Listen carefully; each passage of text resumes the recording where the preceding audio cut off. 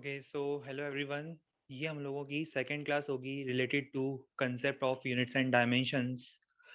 तो हमारा टॉपिक है यूनिट्स एंड डायमेंशंस और ये है यूनिट्स एंड डायमेंशंस की क्लास नंबर 2। आज हम लोगों को बात करनी है सिस्टम ऑफ यूनिट्स की and concept of dimensional formula and dimensional analysis की। But dimensional formula, dimensional analysis and system of units start करने से पहले एक बार जल्दी से लास्ट टर्न का रिकैप, क्विक रिकैप की बात कर लेते हैं। लास्ट टर्न पे यूनिट्स एंड डायमेंशंस में हम लोगों ने स्टार्ट किया था with the concept of physical quantity. सबको याद होगा फिजिकल क्वांटिटी का हमने बेसिक मीनिंग देखा था। ऐसी क्वांटिटीज जो फिजिक्स के किसी लॉ को डिस्क्राइब करे और जिसे मेजर करना हमारे लिए पॉसिबल हो, it is termed as physical quantity. अब फिजिक्स में वैसे तो बहुत सारी फिजिकल क्वांटिटीज होती है, बट हम इन्हें रफली दो कैटेगरी में डिवाइड करते हैं। दे आर रफली divided into two categories. One is fundamental और base quantity, second is derived quantities. So meaning आपको याद आ रहा होगा। बेस क्वांटिटीज हमने बताया था ऐसी क्वांटिटीज जो आपस में एक दूसरे से इंडिपेंडेंट होती है। क्वांटिटीज जो आपस में एक दूसरे से इंडिपेंडेंट होती है, उनका एक दूसरे से लेना देना नहीं होता है, और जिनके किसी न किसी कॉम्बिनेशन के हेल्प से, जिनके कॉम्बिनेशन के हेल्प से हम लोग बाकी सभी क्वांटिटीज को डिराइव कर पाए, उन क्वांटिटीज को हम लोग बोलते हैं बेस क्वांटिटीज।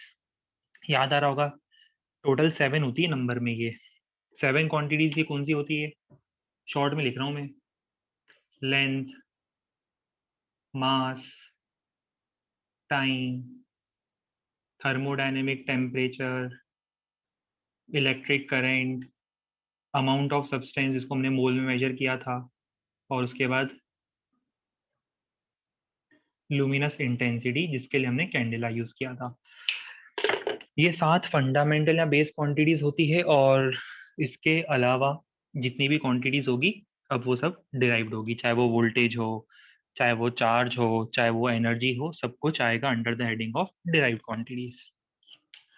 फिर हमने देखा था कि दो सप्लीमेंट्री यूनिट्स की हमें और जरूरत पड़ी थी। याद आ रहा होगा कुछ, दो सप्लीमेंट्री यूनिट्स और रिक्वायर्ड थी हमें। One for measuring plane angle measure करने के लिए, जिसमें हमने रेडियन यूज करा था। For measuring plane angle, for measuring theta, radian use करा था हमने।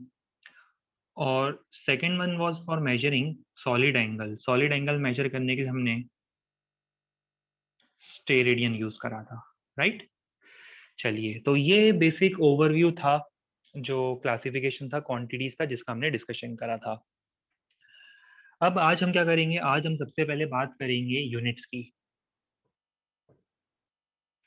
तो आज की हमारी स्टार्टिंग जो कंसेप्ट होगा, जो स्टार्टिंग डेफिनेशन होगी, वो होगी रिलेटेड टू यूनिट।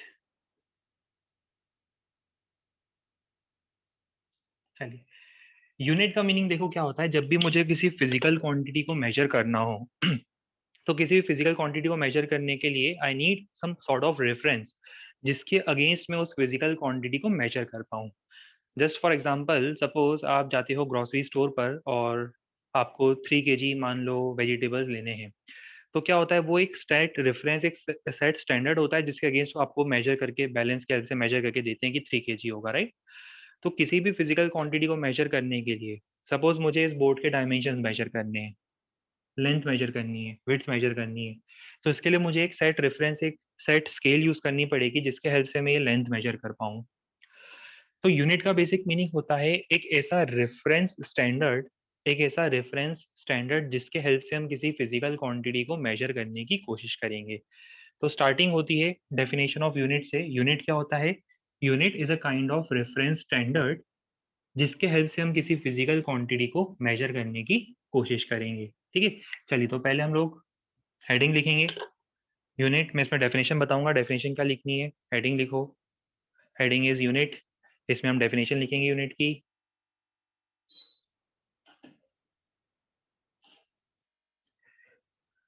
लिखो, the unit of a physical quantity, the unit of a physical quantity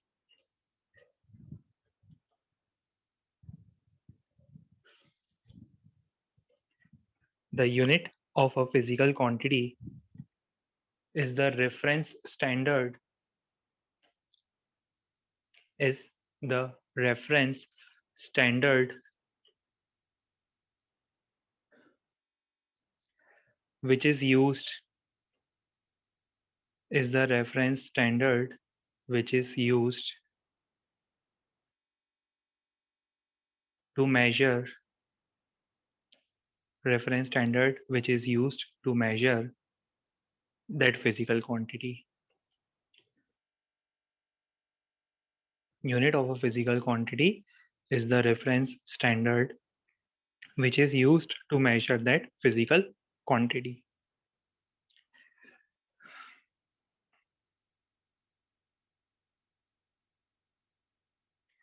चलिए अब यहाँ पर भी हमारे पास अलग अलग सिस्टम है यूनिट्स को मेजर करने के लिए। तो चार जो सबसे ज्यादा कॉमन जो सबसे ज्यादा फेमस सिस्टम ऑफ यूनिट्स होंगे जिनकी हम बात करेंगे वो होते हैं स्टार्टिंग फ्रॉम सीजीएस सिस्टम। ये अब अलग अलग सिस्टम है यूनिट्स को मेजर करने के लिए। फर्स्ट होता है सीजीएस सिस्टम। नेम से कुछ क्लियर हो रहा है? CGS it stands for centimetre gram and second. तो सीजीएस सिस्टम में हम लोग क्या करेंगे, in CGS system length will be measured in centimetre, length will be measured in centimeter, mass will be measured in grams and time will be measured in seconds. ये होता है CGS system of unit. मतलब ये एक combined unitary system होगा जिसके अंदर हम लेंथ, मास और टाइम को इस यूनिट में मेजर करेंगे। दूसरा होता है MKS system. Second is MKS system. यहाँ भी क्लियर हो रहा होगा आपको। MKS metre kilogram second. Length is measured in metre, mass is measured in kilogram, time is measured in second. MKS system. Third system होगा FPS। FPS मीन्स जज कर लिया होगा आप लोगों ने। FPS means foot pound second. अच्छा एक और चीज, हमें सारी चीजें क्लास के क्लास में ही याद करते जाना है। देखो आज हम क्या पढ़ रहे हैं, सीक्वेंस आपके माइंड में जनरेट होना चाहिए, यूनिट की डेफिनेशन बताई, सिस्टम ऑफ यूनिट्स बता रहे हैं, सब कुछ मेमोराइज भी होते जाना चाहिए उसी प्रॉपर सीक्वेंस में। फोर्थ फोर्थ होता है सबसे लेटेस्ट सबसे एडवांस सिस्टम एसआई सिस्टम। अब एसआई सिस्टम में भी हम लोग लेंथ को मेजर करेंगे मीटर में, मास को मेजर करेंगे केजी में, टाइम को मेजर करेंगे सेकंड में। तो आपके माइंड में एक ऑब्वियस क्वेश्चन आ रहा होगा, सर अगर एमकेएस और एसआई दोनों एक जैसे ही दिख रहे हैं तो डिफरेंस क्यों है दोनों के नाम में? डिफरेंस है इस बात में कि एमकेएस सिस्टम के अंदर बहुत सारी यूनिट्स हैं या बहुत सारी ऐसी फिजिकल क्वांटिटीज मुझे बोलना चाहिए जिनकी यूनिट्स डिफाइंड नहीं है। एमकेएस सिस्टम में बहुत सारी फिजिकल क्वांटिटीज है जिनकी यूनिट आगे डिफाइंड नहीं है, पर एसआई में इनके अलावा आगे जितनी भी क्वांटिटीज होगी सबकी यूनिट्स और डिफाइंड होगी। जैसे एग्जांपल प्रेशर के लिए पास्कल डिफाइंड होगा, वर्क के लिए जूल डिफाइंड होगा। तो ऐसे बहुत सारी फिजिकल क्वांटिटीज और होगी एसआई के लिस्ट में जो इंक्लूड हुई है, जो मैंने यहाँ पे इंक्लूड नहीं करा है। राइट, ये तो मैंने सिर्फ तीन चीजें बताई है, पर इसके अंदर लिस्ट और एडवांस होती चली जाती है, बहुत सारी फिजिकल क्वांटिटीज और ऐड हो जाती है जो इसमें नहीं थी। मतलब बहुत सारे नए फीचर्स और इसमें ऐड हो जाते हैं, लेटेस्ट होता है। जैसे आप लेते हो ना, लेटेस्ट मोबाइल लेते हो तो उसमें क्या होता है, पुराने मोबाइल के कंपैरिजन में थोड़ा रैम अपग्रेड कर देते हैं, थोड़ा नए फीचर्स डाल देते हैं, सॉफ्टवेयर अपग्रेड कर देते हैं और बहुत सारे नए फीचर्स के साथ आ जाता है। एक कैमरा बढ़ा देते हैं, हर बार मोबाइल लेना आप, हर 6 महीने बाद मोबाइल लेना, उसमें एक कैमरा बढ़ा हुआ मिलेगा, एक से दो कैमरा, दो से तीन कैमरा, तीन से चार कैमरा, चार से फिर पता नहीं कितने कैमरा कर देते हैं वो। हर बार कुछ ना कुछ ऐड करते जाते हैं, राइट। तो ये सबसे लेटेस्ट है, आप इसको ये मान के चलो ये सबसे लेटेस्ट वर्जन है जो हम यूज करेंगे। ये क्लियर हो गया होगा सबको? इसे जल्दी से नोट करो और नोट करने के बाद हम लोग बात करेंगे एसआई प्रीफिक्स की।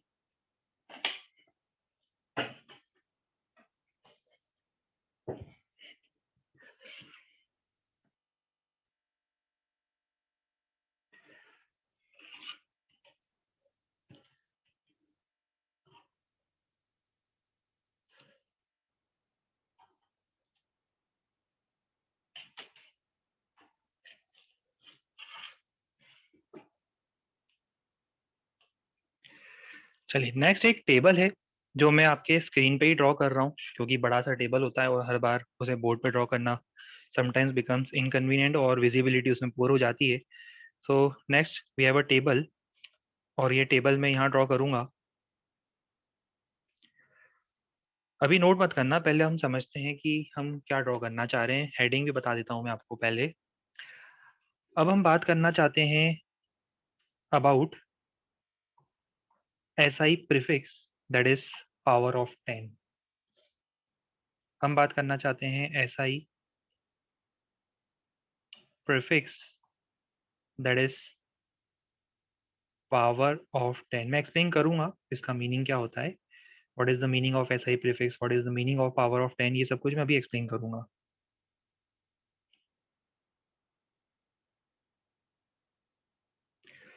सो यहाँ पर हमारे पास कुछ पावर्स होगी 10 की,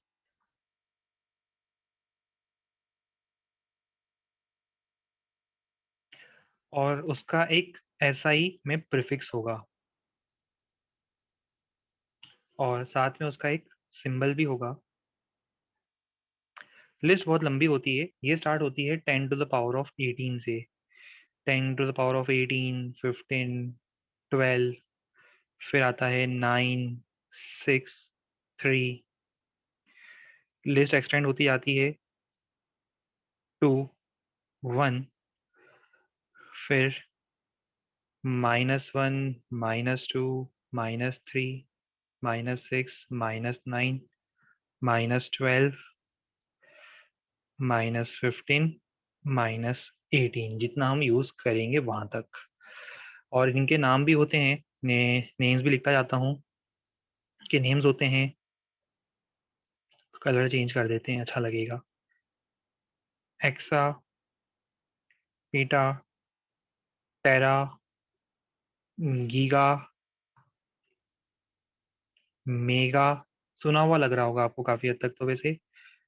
किलो, फिर 10 की पावर 2 आता है हेक्टो, और 10 की पावर 1 होता है डेका, फिर डेसी, सेंटी, मिली, माइक्रो,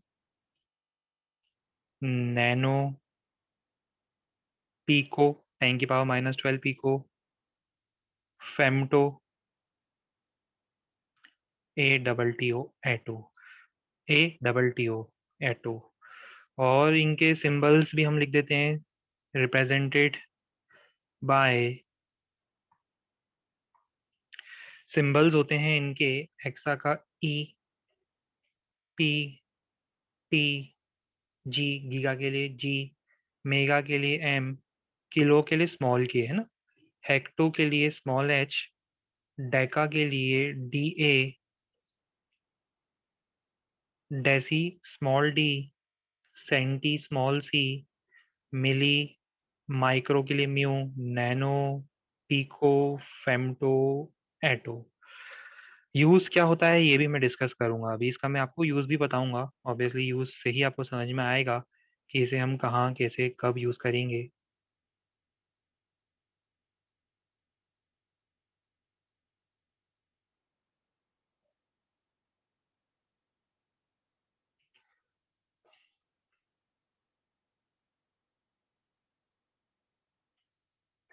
वैसे होपफुली जब मैं स्क्रीन शेयर करता हूँ आपके स्क्रीन पर लेटेंसी नहीं आती होगी, रियल टाइम में वो विजिबल होता होगा विदाउट एनी लैग और latency in terms of writing. I am assuming कि वो, यहाँ पर मैं एक थोड़ा सा बीच में एक पार्टीशन भी ड्रॉ कर देता हूँ।